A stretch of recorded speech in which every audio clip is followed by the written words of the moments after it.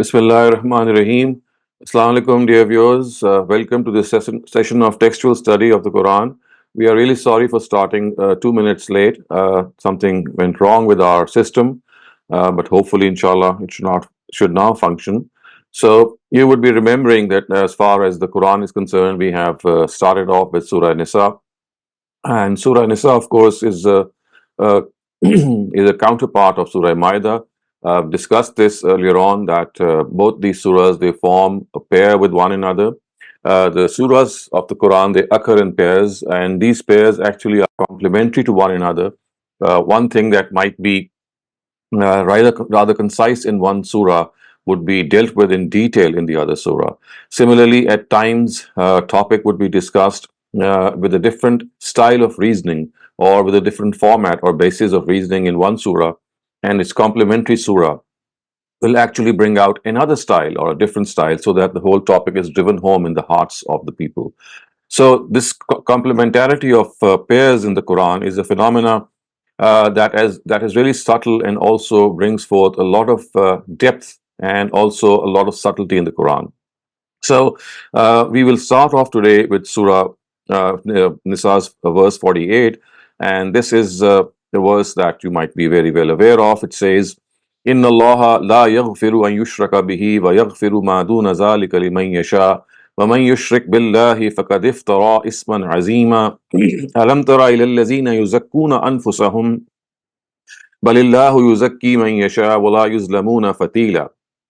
They think that whatever their beliefs and deeds, they will necessarily go to paradise. They should know that God shall not forgive that associates be deliberately ascribed to him. However, less than this, he shall forgive according to his law any sin for whomsoever he wants.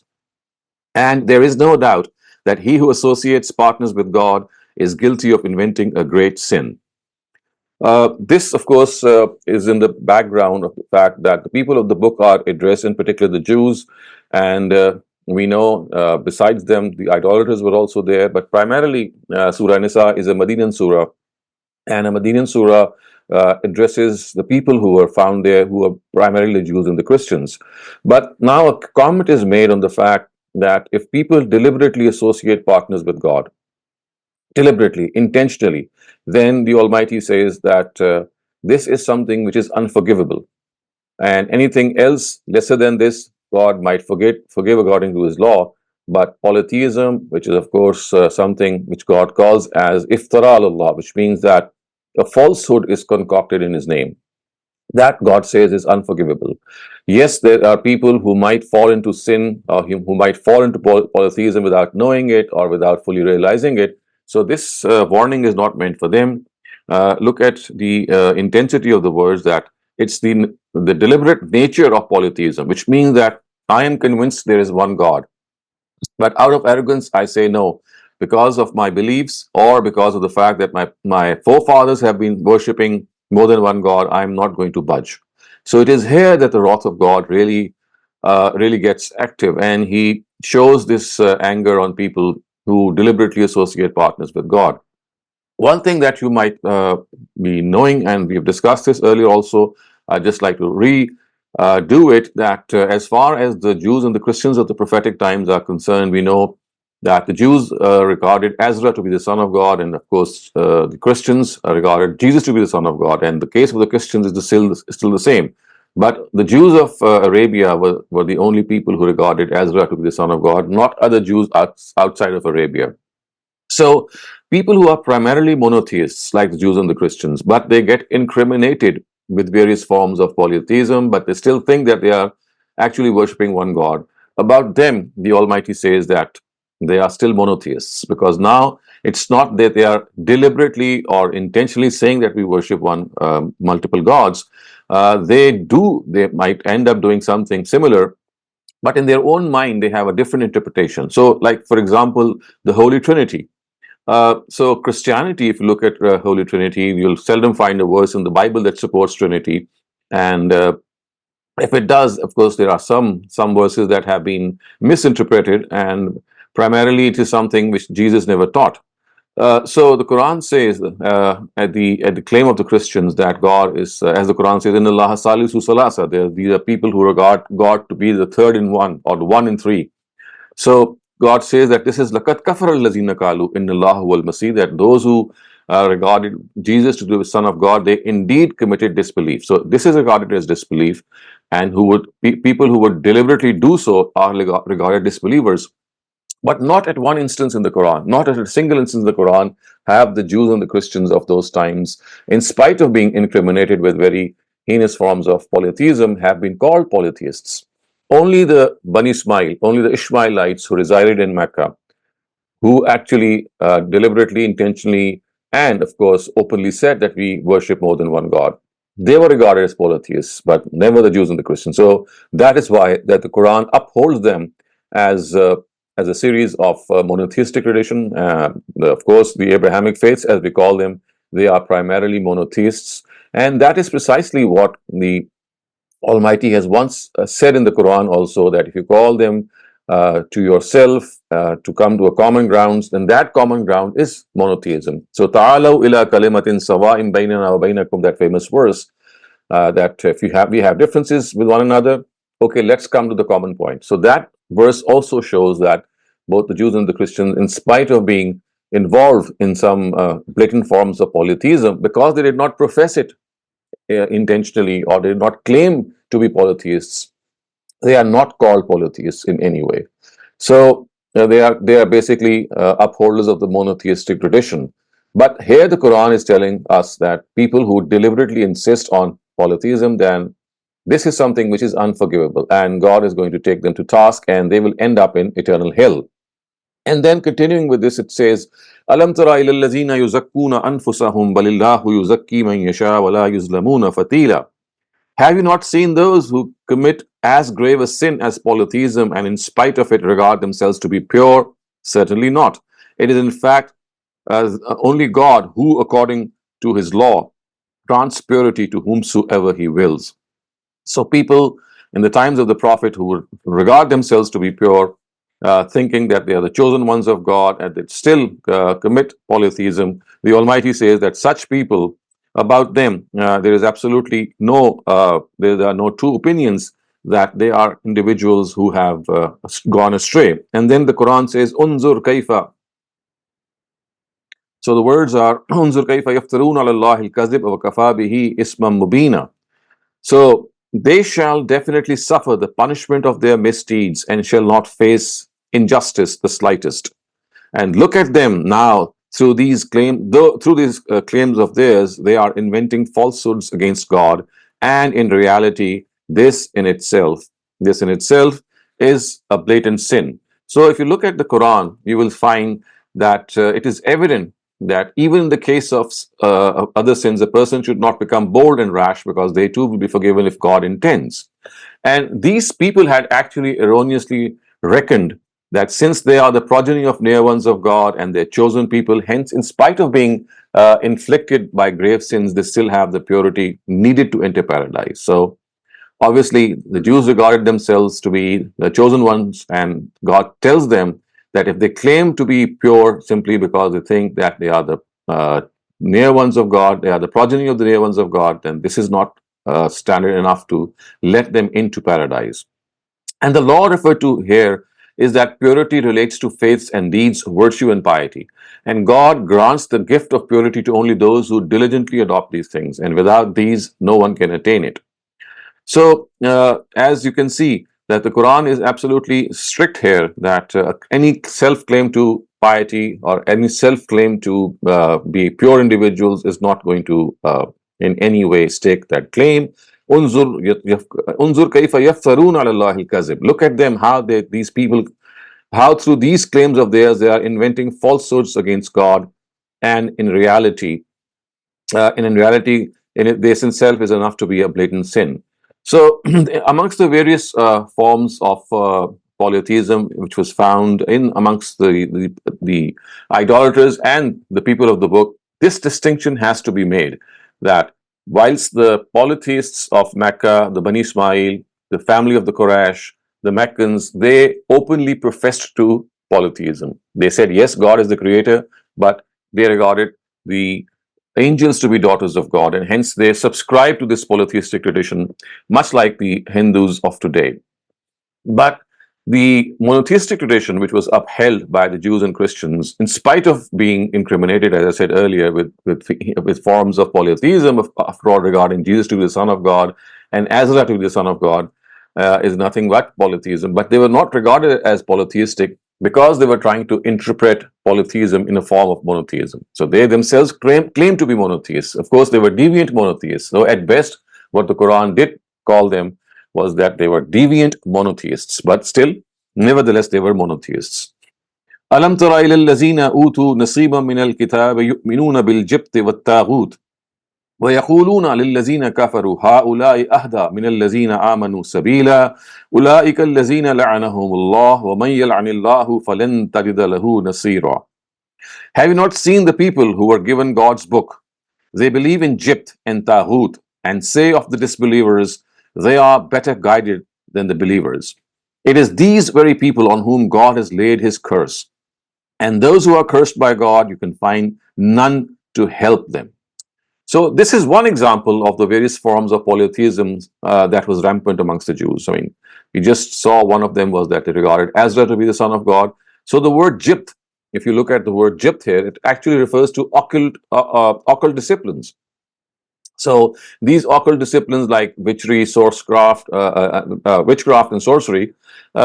So in these occult disciplines, satanic powers are considered to have an absolute authority to cause harm or benefit. Jibt is mentioned alongside a Taghut, and there is no difference between a Taghut and Satan. So Taghut is another name of Satan.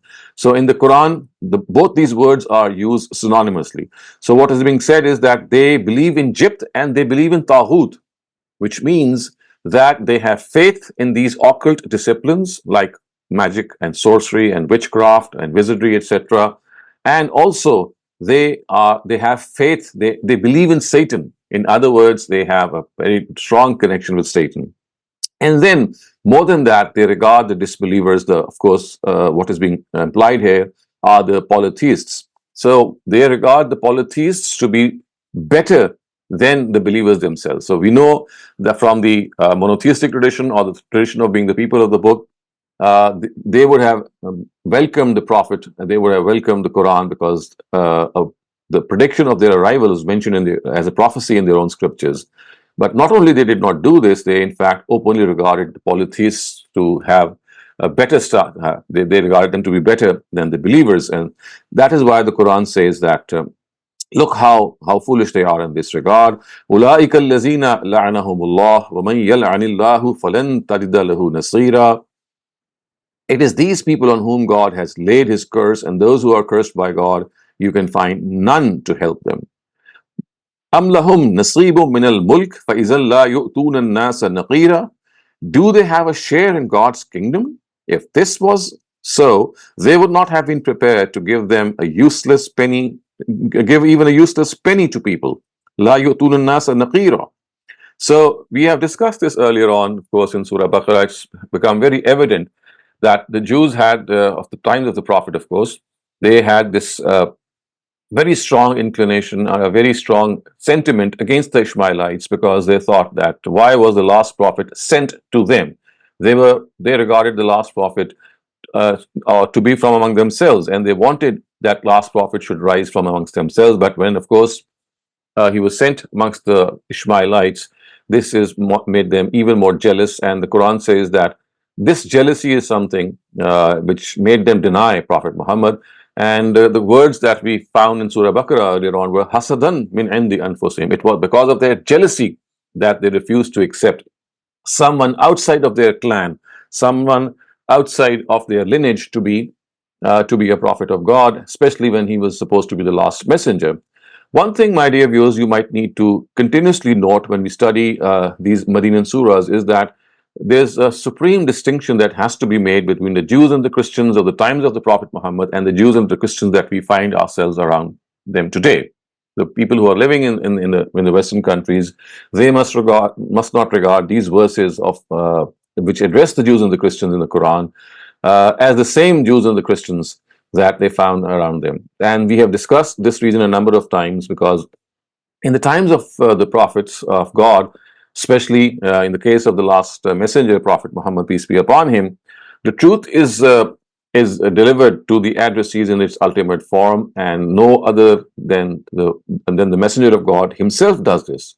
And when he does this, then of course, they are the person or the people to whom this truth is presented, they are left with no excuse except stubbornness to deny it. So for them, the Almighty says they are punished in this world because of this deliberate denial, because of this obstinate denial. But of course, this is something that is specific to the era of God's messenger, which we call the prophetic era. In the post-prophetic era, the era that we are living in, of course, we are not in a position to deliver the truth to our brethren, to other religions, in the same way which a messenger of God can.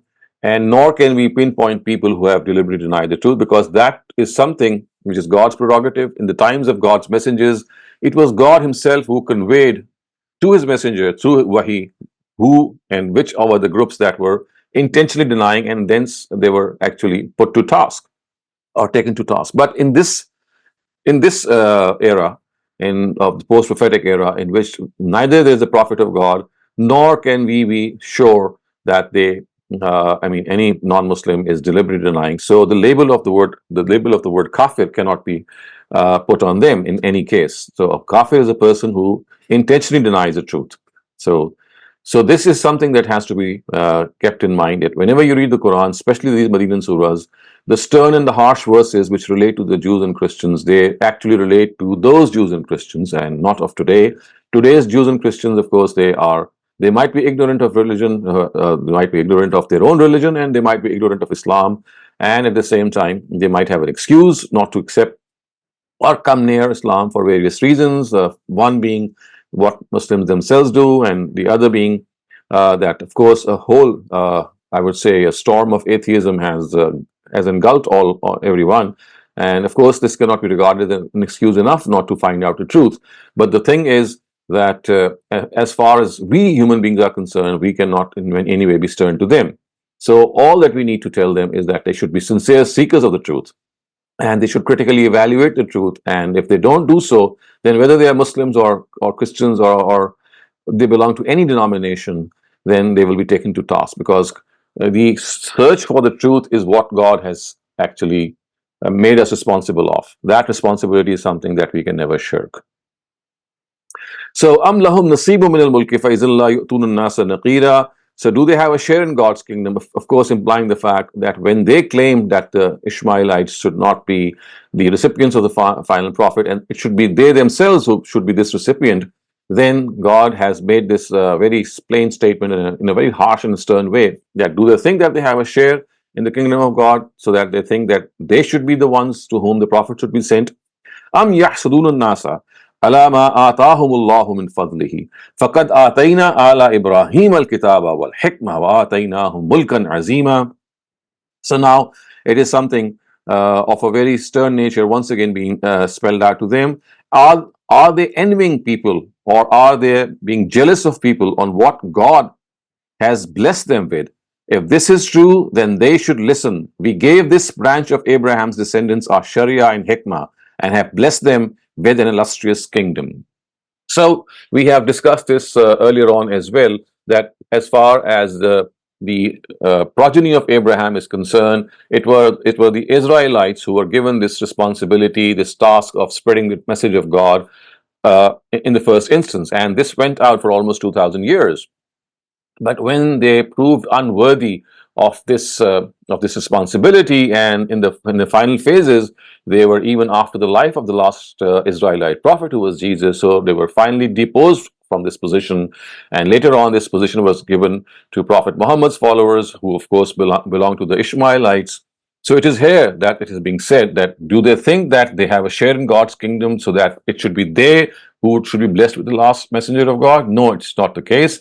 So the Almighty says rather emphatically that it is me who's going to decide who this position of delivering the truth is now going to go to, since you have proven unworthy of it. So now this is being transferred to the other branch of Abraham's progeny, who are the Ishmaelites. And obviously, after Prophet Ishmael, the only messenger to come in that lineage was Prophet Muhammad after about 2,500 years. And so once this deposition had taken place, the Almighty announced it in a rather emphatic way, as I just said, فَقَدْ آتَيْنَا عَلَى إِبْرَاهِيمَ الْكِتَابَ. Now we have given this responsibility to the other branch of Abraham's progeny, which are the Ishmaelites. And the word al-kitab and al-hikmah, we have also discussed them previously, that they here refer to law and wisdom. So the word al-kitab, although we know that one of its connotations is a book, that is more of its Urdu connotation maybe, but in the Arabic language it has many meanings, and one of them is law. So al-kitab and ash-sharia, they are often used synonymously in the Quran, as is the case here, and al-hikmah refers to wisdom. So al-kitab and al-hikmah, whenever they occur together, whenever they are juxtaposed together, they refer to the contents of religion. Al-Kitab refers to the Sharia, and the Sharia, of course, is the law that is, we call the divine law that has been given by the Almighty. And Al-Hikmah actually envelops wisdom, which means faith and morality. So Al-Hikmah encompasses the articles of faith and the articles of morality. So together with the articles of faith and morality, which form Hikmah, and Sharia, which is the law, this is what the complete content of religion has always been. In the case of the Quran, especially. So, وَآتَيْنَاهُمْ مُلْكًا عَظِيمًا again refers to this very prominent announcement made by the Almighty, that now this shall be transferred to the Ishmaelites. And then it is said, فَمِنْهُمْ مَنْ آمَنَ بِهِ وَمِنْهُمْ مَنْ صَدَّ عَنْهُ وَكَفَى بِجَهَنَّمَ سَعِيرًا إِنَّ الَّذِينَ كَفَرُوا بِآيَاتِنَا سَوْفَ نُصْلِيهِمْ نَارًا كلما نضجت جلودهم بدلناهم جلودا غيرها ليذوقوا العذاب إن الله كان عزيزا حكيما. Okay, before I go on, I'll just take a pause here. And if you have any questions regarding verse 48, from verses 48 to 54, please raise them. And then, inshallah, we'll continue with the discourse. Thank you very much, Dr. Saleem. The first question is specific to verse 48, and it asks, is it deliberate adoption of polytheism, or to adopt polytheism as primary belief in contrast to monotheism? Verse 48. It says, "Inna Allah la yaghfiru an yushraka bihi." Is that the verse referring to? Yes. Yes, that is what I just explained. That it is not that this adoption is made out of any confusion or out of any like any misinformation. It's like a deliberate ascription to God. So this "Inna Allah la yaghfiru an yushraka" is referring to the fact that people, they know that there is one God, but in spite of this knowledge and acknowledgement, they still stick to their polytheistic practices, because they think that this is what they have inherited from their forefathers. Thank you very much, Dr. Saleem.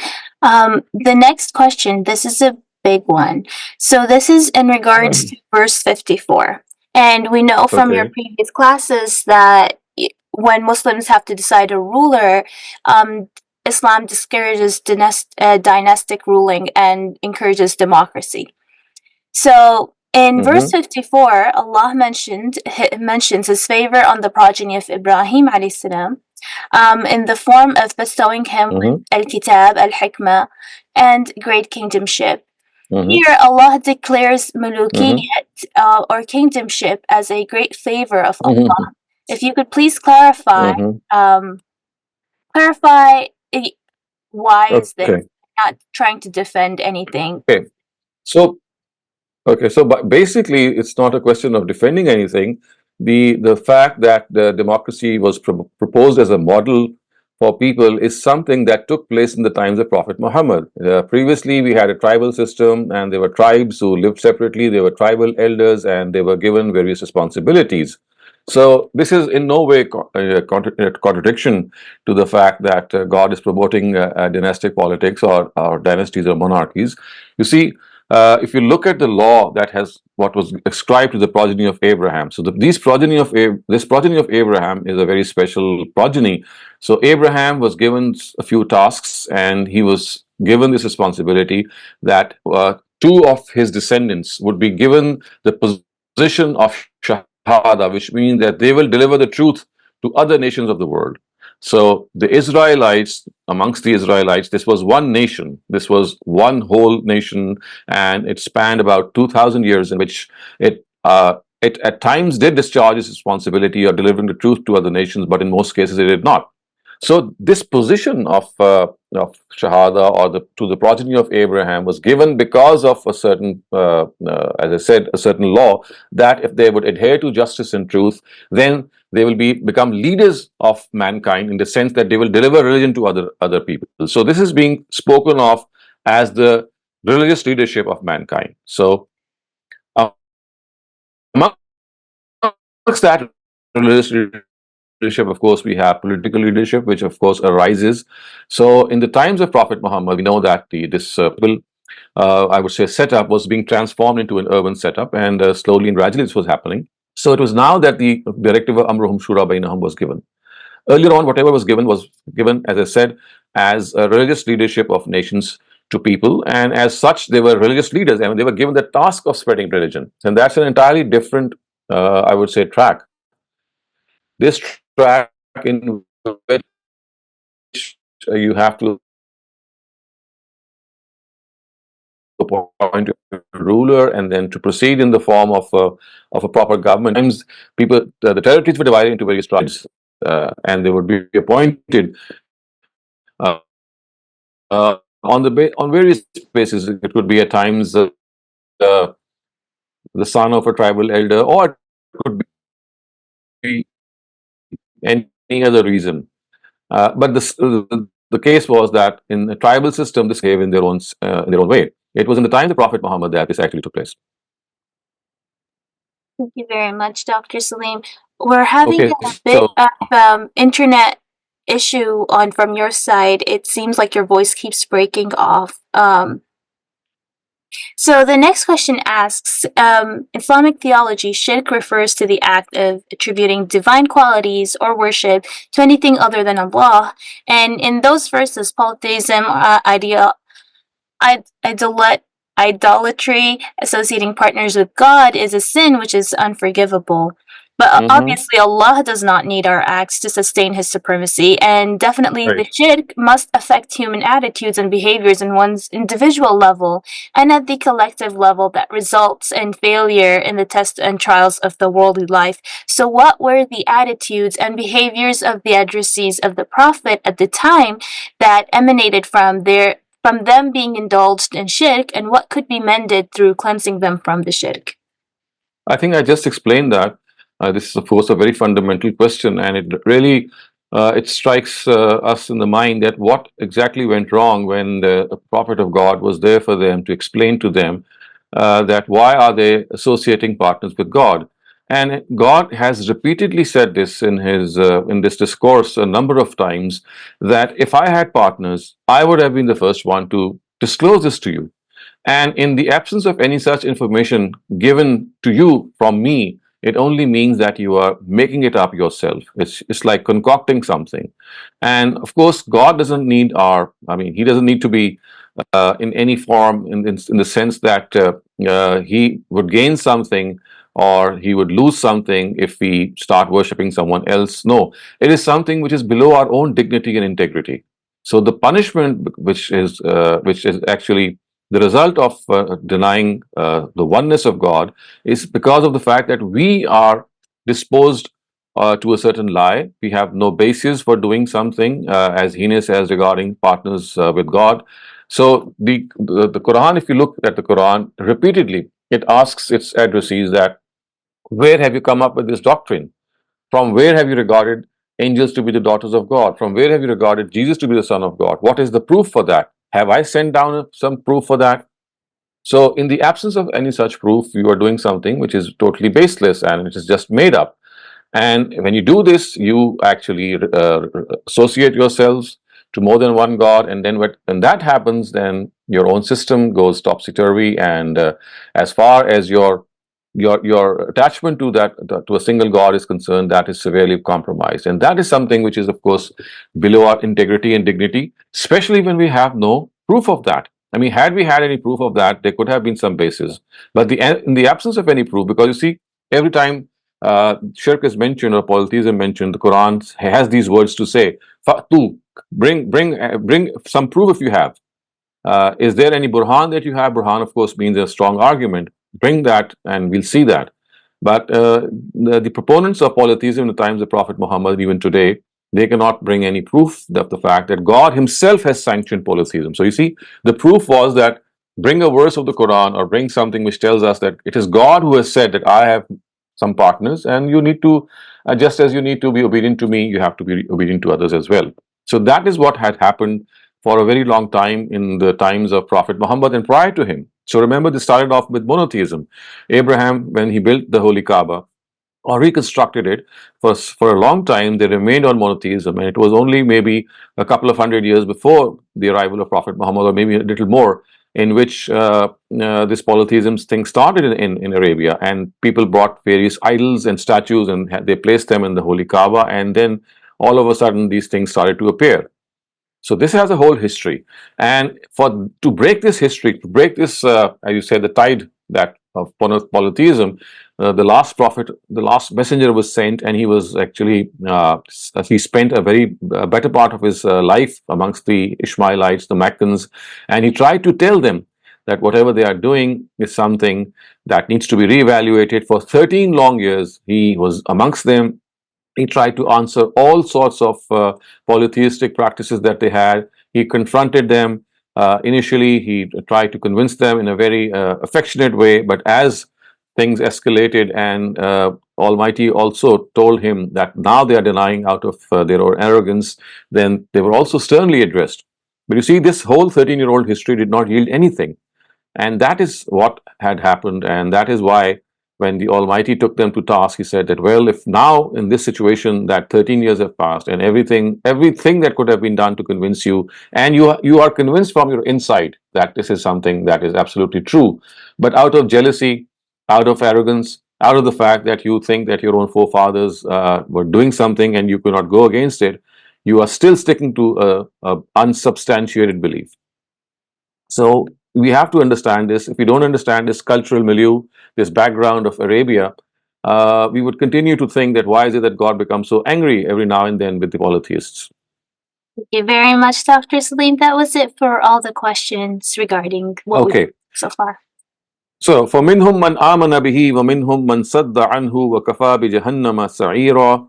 But alas, they have yet to duly honor and value it. So there are those among them also who have professed faith in this Sharia and this Hikmah, and those also who have turned away from this. Sufficient is the furious fire of hell for such people. So now the Quran takes a step ahead and tells us that in spite of those who denied Prophet Muhammad, there are still others who did accept him. So amongst the people of the book, amongst them, we know that there were two distinct categories: a small category, or a category of people of the book who were not in very large numbers. They did profess faith in Prophet Muhammad because they were true people of the book. They were waiting for a prophet of God, and the Quran has praised them at various instances that these are the people who, as soon as they saw the prophet and they said, well, this is the person that we were waiting for because he's mentioned by name in our scriptures, etc., they professed faith in him. But a very large part did not, and this we know from other parts of the Quran. And here it is said that this is the case, that when people do so, then this deliberate denial has no let off, and the hereafter they'll be punished really badly. And in the lazina kafaru bi ayatina sawfa nuslihim nara kullama nazijat juluduhum baddalnahum juludan ghayraha liyazuqul azab inna allaha kana azizan hakima. Now this is a very, very harsh verse of the Quran, and it really it's like God seething with anger. And it says that those who have denied our revelations, we shall soon cast them into a great fire. No sooner will their skins be consumed than we shall give them other skins, so that they may fully taste the torment. Indeed, God is mighty and wise.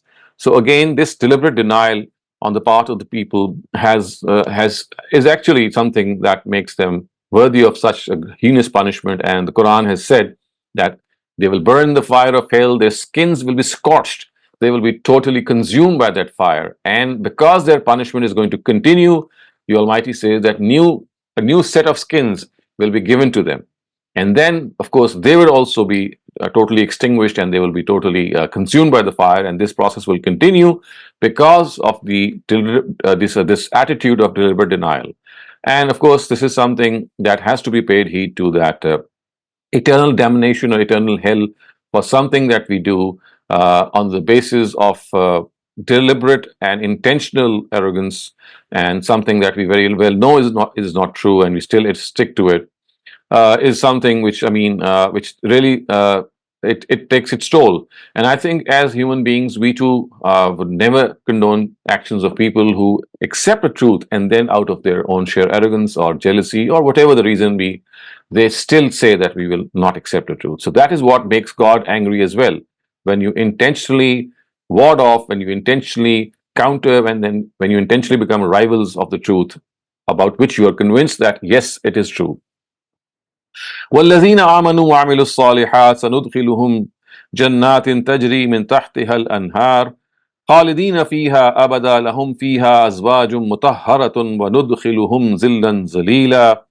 So now this is often the case in the Quran, that whenever the fate of the disbelievers is mentioned, parallel to it, the fate of the believers is also mentioned, as is the case here. So it says, and those who profess faith in our revelations and did pious deeds, we shall soon uh, we shall soon reward them. And of course, that reward is mentioned right after that by saying that we shall admit them into orchards below which streams flow, and they shall abide therein forever. There they shall have for them chaste wives, and we shall keep them in a thick shade.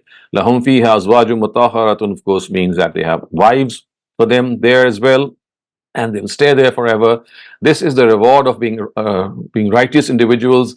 This is a reward for them, that they actually were in this position, that in spite of having the freedom of expression, in spite of having the freedom to do whatever they would like, they still chose the path of righteousness, and this is the reward of righteousness. And then, إن الله يأمركم أن تؤدوا الأمانات إلى أهلها وإذا حكمتم بين الناس أن تحكموا بالعدل إن الله نعم ما يعظكم به إن الله كان سميعا بصيرا. Believers, God has decided to grant you a great kingdom. So at this instance, God directs you to hand over your trusts, to hand over the trust to their rightful owners. And when you judge between people, be fair. This is a very good thing which God counsels you about. Indeed, God hears all and sees all. So once again, as at this juncture, when the whole transfer of power was taking place, and the Bani Ismail were given now this new responsibility of delivering the truth through other people, they are being told that now at this instance you are required to hand back the trusts to people who are worthy of them, to their rightful owners, which means that a system of merit must be always in place for you. And when you judge between people, وَإِذَا حَكَمْتُمْ بَيْنَ النَّاسِ أَن تَحْكُمُوا بِالْعَدْلِ, it has to be through justice. So this justice is a queen of all virtues, as Socrates has also said, that it is something which stands at the pinnacle of all moral values. You have to be just. And this justice is not just related to uh, court justice. It actually refers to justice at every level. It also refers to social justice. It refers to a system of merit. It refers to justice in our relationships. So all these relationships that we have between our brothers, sisters, and our uncles and aunts and parents and siblings and children, etc., all these they stand at a very, very precarious hook, and that is something that we have to always maintain, that balance, and that very, very important temperament in which any injustice should not be tolerated. And God says, in Allah ni'ma ya'izukum bihi, this is a very good thing which He counsels you, and He hears all, and He listens to all, and He sees all. And then, Ya ayyuhallazina amanu atiyu Allah wa atiyu Rasul wa ulil amri minkum fa in tanaza'atum fi shay'in farudduhu ila Allah wa Rasul in kuntum tu'minuna billahi wal yawmil akhir zalika khayran wa ahsanu ta'wila. Believers, this is the kingdom of God. In it, obey God and obey His messenger, and also those among you who are made responsible for affairs. Then, if there is a difference of opinion between you in some matter, refer it to God and His messenger for judgment, if you believe in God and in the last day. This is better and more seemly as regards the consequence. So now at this juncture also, when the Bani Ismail or the Ishmaelites were being handed the reins of rulership, of governance, they are being told that this is what your agenda, your motto should be, that you have to obey God and His messenger, who at that time, of course, was standing right there in front of them. And obviously, the nature of this directive is such that it will continue after as well, once they pass away, when the Prophet passes away. So God and His Messenger, they have to obey it in all matters. And the very important thing that is mentioned in a very subtle way is to obey those in authority, ulul amr minkum, which actually refers to the fact that a disciplined system has been given. Now, as citizens of state, you have to obey your rulers. You cannot break laws. You have to abide by the laws. And of course, this doesn't mean that you cannot differ with the laws. In all such setups which Islam envisages, of course, a democratic setup that has been discussed elsewhere, it does not in any way go against what is said here. So you have to obey your rulers as long as, of course, the whatever they have presented before you is something that has been passed by a legislature, by a parliament, and of course, if that is the case, then you have to abide by the laws, if even if you differ with them. But if you differ with them, you still have the chance to express your difference of opinion. You can have the laws changed whenever the time comes. You can change the government as well, the people who rule by a majority vote.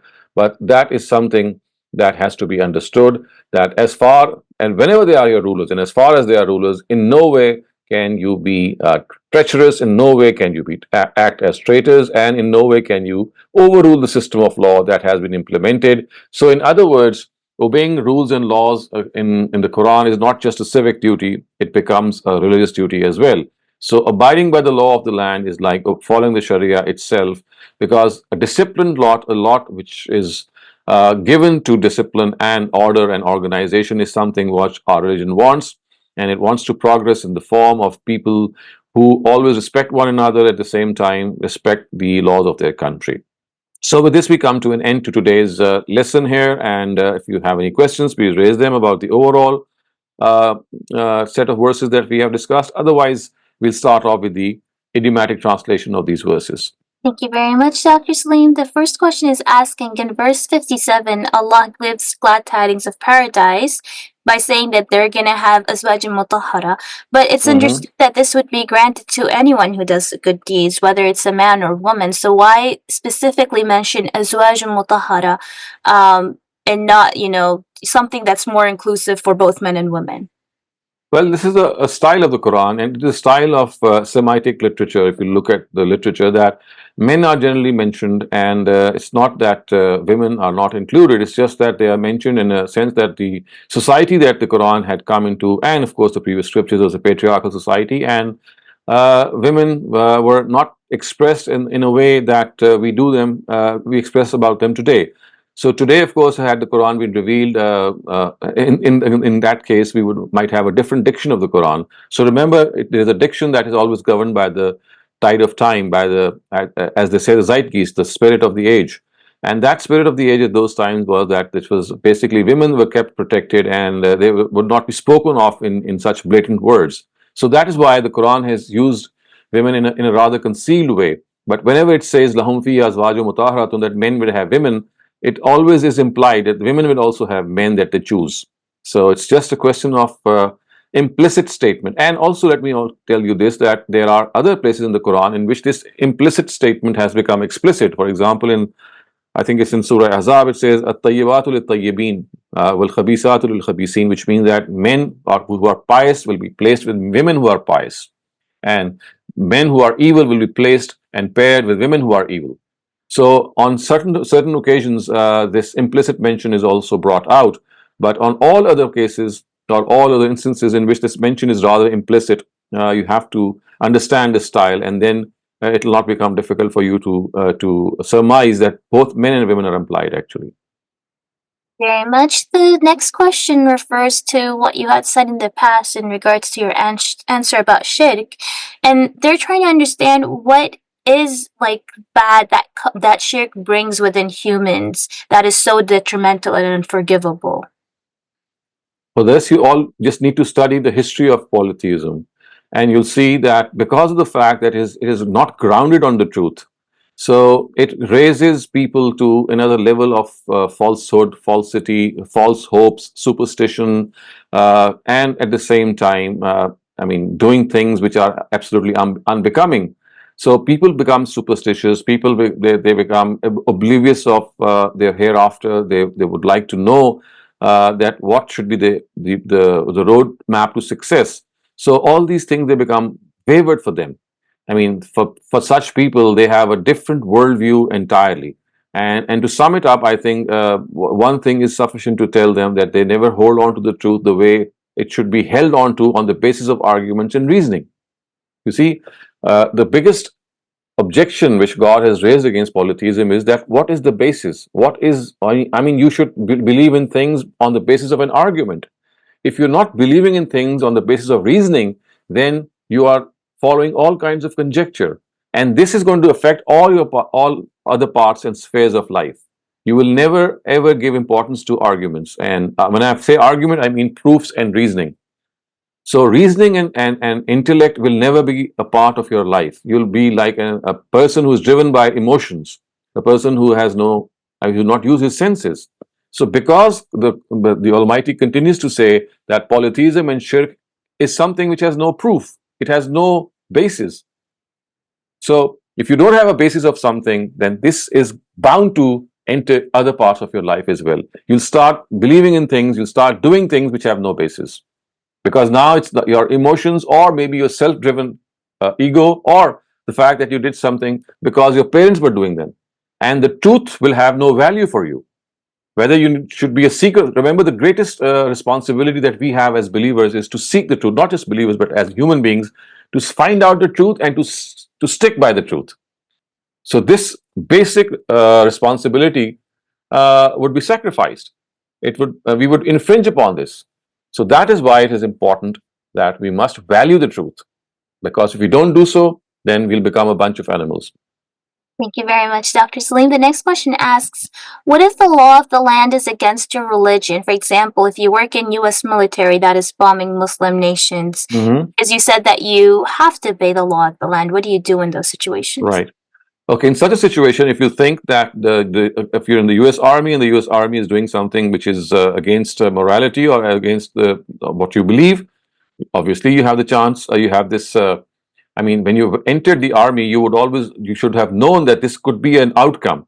And if this could be an outcome, then you should have decided that if ever this takes place, that I'm just going to resign or accept being court-martialed or whatever, and not go by what they do, because I would not side by them. So, I mean, this is a decision that should have made when you enter the U.S. Army, that if I face such a situation in which if I'm asked to do something which is against my conscience and morality, then I'm just going to withhold, and I'm going to just withdraw from that. And if I suffer any consequences, I'll bear that. Thank you very much, Dr. Saleem. The next question asks, is atheism also considered a form of shirk? I don't think so. I mean, that's an entirely different thing. So atheism is like something that you say that there is no God.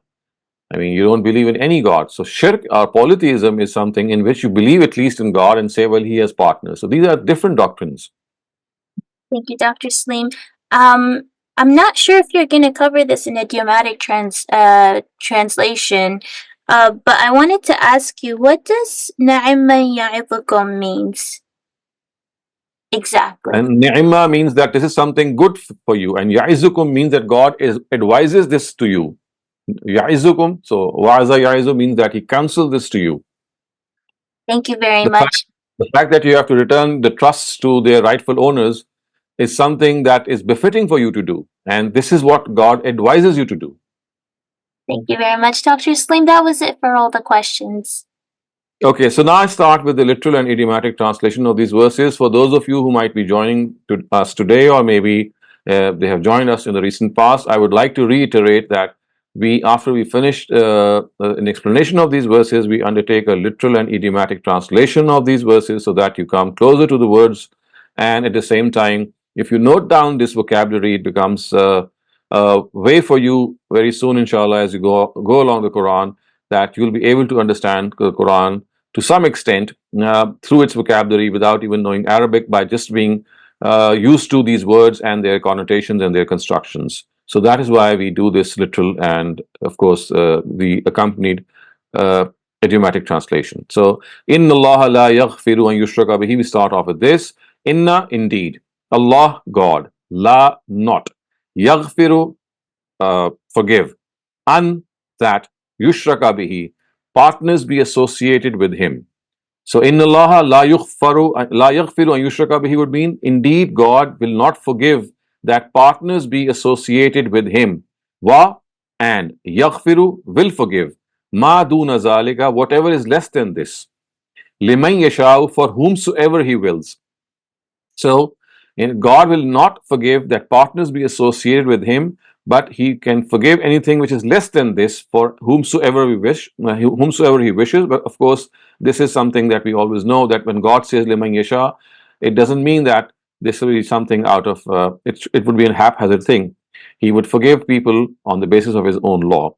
And liman yasha only mentions that when if he does so, no one is going to be able to stop him, because he is someone who can implement his will. It should not in any case give you the impression that God does what he wants to. It only means that when he decides to do something according to justice and law, no one is able to stop him. وَمَنْ يُشْرِكْ بِاللَّهِ فَقَدْ افْتَرَى إِثْمًا عَظِيمًا. Wa, and man, he, yushrik billah, associates partners with God. Faqad, therefore he, iftara, uh, concocts a lie. In fact, you can just write iftara means concocts. Isman, a sin. Azima, great. So he who associates partners with God, then he actually concocts a great sin. Then he makes up a great sin, which means that he is someone who is inventing a great sin. He is doing a great sin. Alam tara ila allazina yuzakkuna anfusahum. Alam tara, is lam, not tara, you see, ila, towards, allazina, those who. So do you not see those who yuzakkuna, regard themselves, regard pure, anfusahum, themselves. So do you not see those who regard themselves to be pure? Bal, in fact, Allah, God, yuzakki, makes pure, man yashahu, who he wants to, wa, and la, not, yuzlamuna, being oppressed, fatila, the slightest. Balillahu yuzakki man yasha would mean, in fact, God purifies whomsoever he wants to, wala yuzlamuna fatila, and not the slightest zulm, not the slightest oppression comes to a person. So, unzur kaifa yaftaruna ala Allahil kazib. Unzur, look. Kaifa, how. Yaftaruna. Yaftaruna, fabricates. Allah, on. Allah, God. Al kazib, falsehood. So look how, look at them. Unzur, look at them, how they concoct, they fabricate a lie on God. Of course, that is something that we have just discussed, that shirk is something which is a concoction, it is a fabrication against God. وَكَفَى بِهِ إِثْمًا مُبِينًا. Wa, and kafa, sufficient. Bihi, for it. Isman means sin. And mubina, which is very clear. A sin which is very blatant, a sin which is very clear, which means that this in itself, وَكَفَى بِهِ, this in itself is sufficient to be a blatant sin, which means that when you ascribe partners to God without any reason, then this is a blatant sin.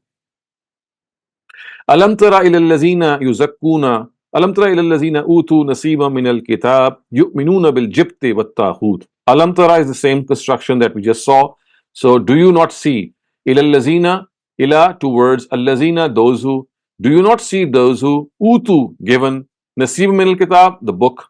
So this is like a compound word. Yu'minuna bil jibt, they believe in al-jibt. So jibt we just talked about, it refers to occult disciplines like witchcraft and sorcery. So do you not see at those who were given the book, they had faith in jibt, which is sorcery, and taghut, which is Satan. Wa, and yaquluna, they say, lillazina, regarding those, kafaru, who committed disbelief, haulai ahda, that these people, ahda, more guided, minallazina, from those who amanu, who have professed faith, sabil, the way. So they are more guided in their ways than the believers themselves.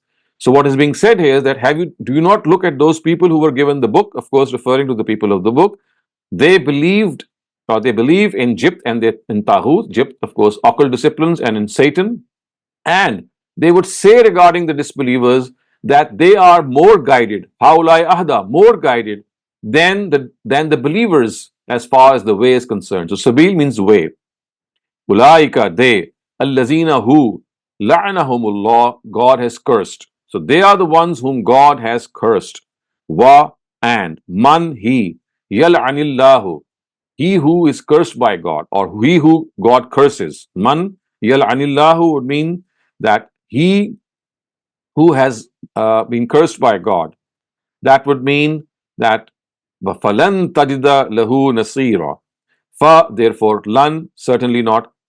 Tajida will find, you will find, lahu, for him, nasira, a helper.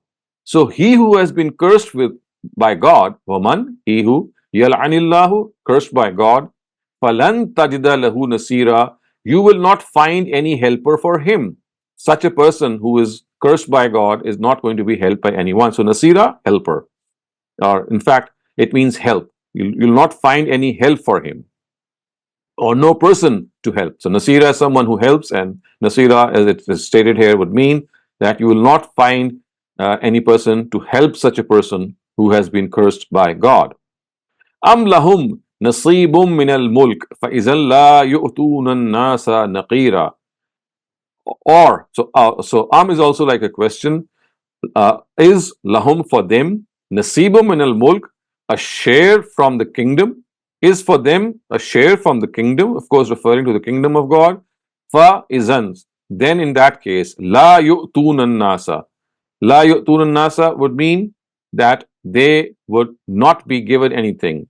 Naqira, la yu'tuna nasa naqira, not the slightest. So do they think that they have a share in God's kingdom? That is what is implied by the word am lahum nasibum min al mulk. Do they think that they have a, so nasib means share, min al mulk, from the kingdom of God. So do they think that they have a share in God's kingdom? فَإِذَنْ لَا يُؤْتُونَ النَّاسَ نَقِيرًا. So in that case, يُؤْتُونَ النَّاسَ نَقِيرًا, they would not have been prepared to give them even something very ordinary. فَإِذَنْ لَا يُؤْتُونَ النَّاسَ نَقِيرًا. If that is the case, that they have a share, then that would have been such a thing that they would not have been prepared to give even a useless penny to people. In other words, such would be their stinginess and meanness, that if had they been granted this share, فَإِذَنْ لَا يُؤْتُونَ النَّاسَ نَقِيرًا, they would not have been prepared to give a single dime to a person. Am yahsudun nas, or is. When all these meanings are implied, of course, because here it's a question. So are yahsuduna. Yahsuduna means they are jealous. An-nasa, of people, and obviously the context shows the people here refers to the Bani Ismail or the Prophet's clan. So are they jealous of these people? Are they jealous of these followers or these followers of the Prophet? Allah, on ma, that atahumullah, what God has given them. So are these people jealous because of what God has given them? Allah ma atahumullah. So faqad min fadlihi, from his blessings. Faqad, so therefore, atayna, we have. Faqad atayna, we have given. Ala Ibrahim, the progeny of Abraham. Al kitab, the law. Wal hikmah, and the wisdom. So if they feel that they are jealous that because of the fact that God has given them this from his blessings, then they should remember that we have given the progeny of Abraham, Al-Kitab, the Sharia or the law, and Al-Hikmah. Al-Hikmah is the wisdom. So we have given the progeny of Abraham the law and the wisdom, and thereby what has been given to them? وَآتَيْنَاهُمْ مُلْكًا عَزِيمًا. Wa, and ataynahum, we have given them, mulkan, kingdom, azima, great, and as such we have given them a great kingdom. فَمِنْهُمْ مَنْ آمَنَ بِهِ وَمِنْهُمْ مَنْ صَدَّ عَنْهُ وَكَفَى بِجَهَنَّمَ سَعِيرًا. Therefore, minhum, among them, man, those, amana bihi, who professed faith in him, in the Prophet. Wa, and minhum, there are those among them, man, who, sadda anhu, who actually stopped from him, or who desisted, which means they just did not go ahead with that, and they just turned away. I mean, sadda anhu. And for such people, wa kafa bi jahannama sa'ira, wa, and kafa, sufficient, bi jahannama, hell, sa'ira, as a burning place. For such people, sufficient is the burning fire of hell. For such people, sufficient is the burning fire of hell. This is a very specific, you can say, style of the Quran in which things are mentioned in a very stern way. Kullama means every time. Nazijat. So nazijat means uh, consume, consumed by fire. Juluduhum, their skins. So every time their skins are consumed by fire. So julud is the plural of jild, and jild of course means sin, hum means theirs. So every time their skins are consumed by fire, baddalnahum, we change them, jaludan, into skins, ghayraha, other than the ones that they had. In other words, we give them new skins. Liyazuqul azab. Liyazuqu, so that they taste. Al azab, punishment. So that they taste punishment. Inna, indeed, Allah, God. Kana is azizan, powerful. Hakima, wise. So every time the fire consumes their skin, we change them with other skins. We change those skins with other skins. We give them new skins, ghayraha, other than the ones that they have. Liyazuqu, so that they taste. Al azab, the punishment. Inna, indeed, Allah, God, Kana is Aziz, powerful, Hakima, wise. Indeed, God is powerful and wise. Wa, and. Allazina, those who. Amanu, professed faith. And those who professed faith. Wa, and. Amilu salihat. Amilu means done, did. Right, salihat, righteous deeds. So those who professed faith and did righteous deeds. Sanudkhiluhum, in very soon we will admit them. Very soon we will admit them. Jannatin, in orchards. Tajri, flow, min tahtiha, below them. So we will admit them into orchards below which streams, as is the next word that tells us, below which al anhar will be flowing. Anhar, the plural of nahar. So we'll admit them into orchards below which streams would be flowing. Khalidina fiha. So Khalidina means forever. Fiha, in it, which means that just as those people who are condemned, they will remain in eternal hell. So these people will remain in paradise forever, in these orchards forever. Khalidina fiha. Khalidina means eternal, forever. Fiha, in it. Abada is also eternal. So it's like a double stress. The word Khalidina and Abada both refer to eternity. So they will remain in paradise for eternity, till eternity. Lahum fiha, la, for, hum, them, fiha, in it, in these orchards. Azwaj. Azwaj is the plural of zawj. Of course, zawj means spouses. And here, of course, it refers to their wives. Mutahara means pure and chaste, which means they are very innocent, they are very chaste, and of course, they have been made for these people in a way that they'll be very comfortable with each other. Fiha azwaju mutahhara wa nudkhiluhum zillan zalila wa nudkhiluhum, and we shall make them enter. And we shall make them enter zillan. So zillan means a shade. Zalila means thick. And we shall make them enter a thick shade, of course, referring to the life of paradise. And then, Inna Allah ya'murukum an tu'addul amanati ila ahliha. Inna, indeed, Allah, God. Indeed, God, ya'murukum, commands you. Ya'muru, commands, kum, you. Indeed, God commands you that an tu'addu, you should return al amanat, the trusts, ila, towards ahliha, those who are its rightful owners. So indeed, God commands you to return the trusts to their rightful owners. Wa, and, iza, when, hakamtum, you decide, bainan nas, between people, baina, between, annas, people.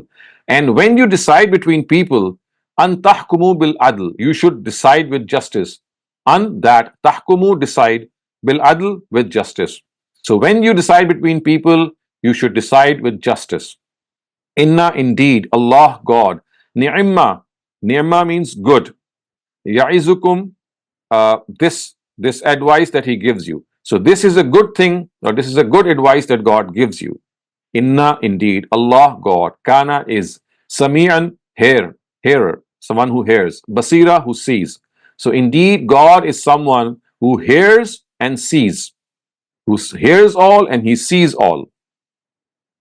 Ya ayyuhallazina amanu atiyullaha wa atiyu rasul. Ya ayyuhallazina amanu, O those who believe. O those who believe. Atiyullah. Ati means obey.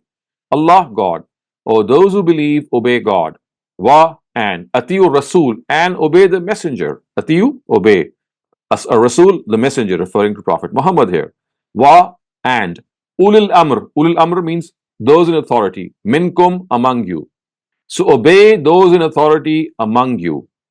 Fa, therefore, in tanaza'tum, in if tanaza'tum, you differ, fi shay'in, about something, fi in shay'in, something. If you differ in something, if you have an argument in something, farudduhu, therefore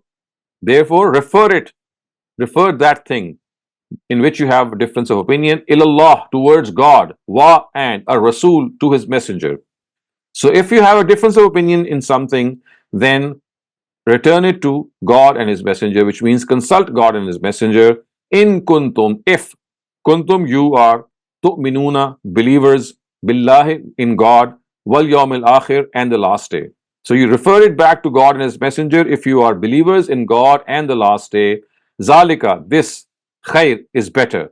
Wa, and more seemly. Ta'wila, as regard the result. So this is more better and more efficient as regard the result.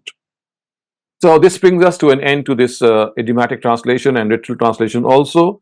And if you have any question that might have arisen you during this translation, you can ask them. Otherwise, we can move on to general questions.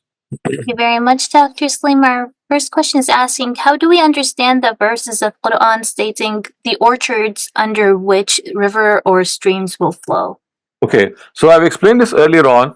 I mean, it does not mean that the paradise will have underwater or underground streams or canals, as has been understood in some cases. It actually, I mean, if you look at other instances in the Quran in which this is used, so this was a very commonly cherished thing amongst the Arabs, that their orchard should be on a high mountain, because that would shield it from winds and from floods. And that high mountain on which the orchard would be, of course, there would be valleys around that mountain in which water or rivers would be flowing.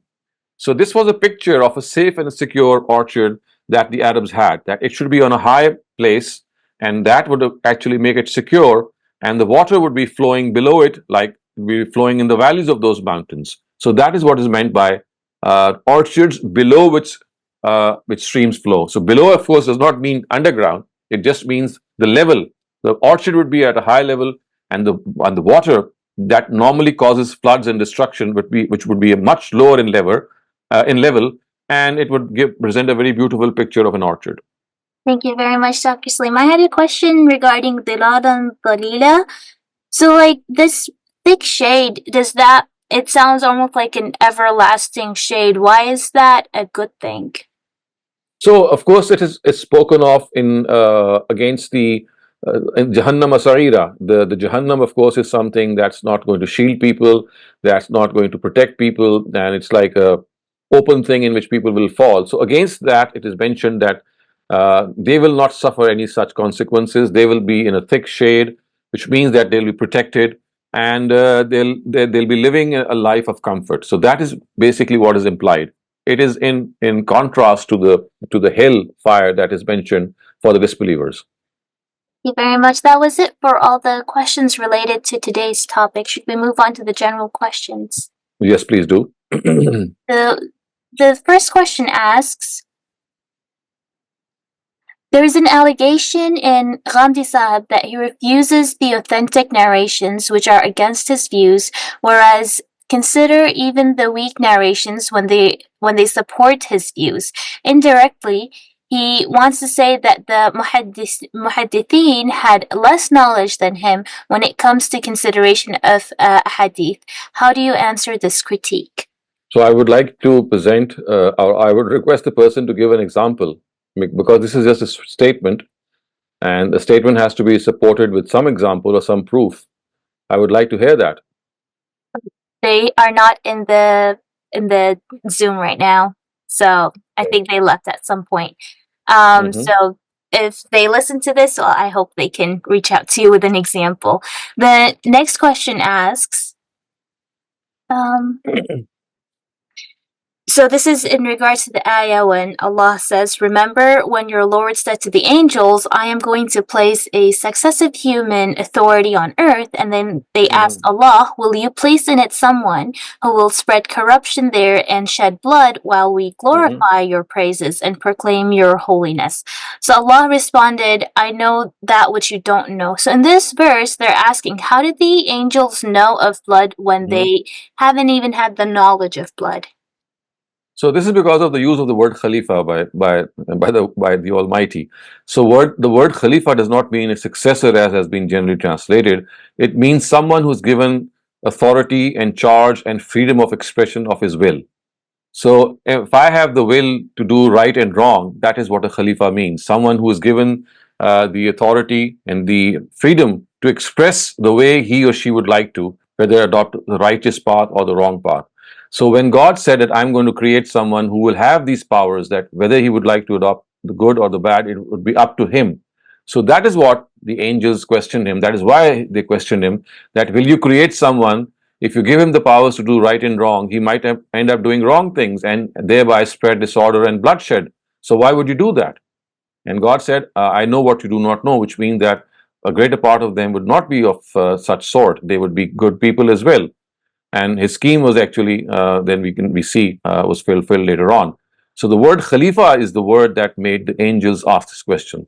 And the reason that people don't actually normally get this answer is because for them the word Khalifa means a successor, as has been mostly translated by our translators in English and even in Urdu and other languages. Whereas a linguistic study of the word Khalifa tells us that it refers to a person who has the will to express whatever he or she would like to. So they're asking, how did the angels know that blood existed in humans?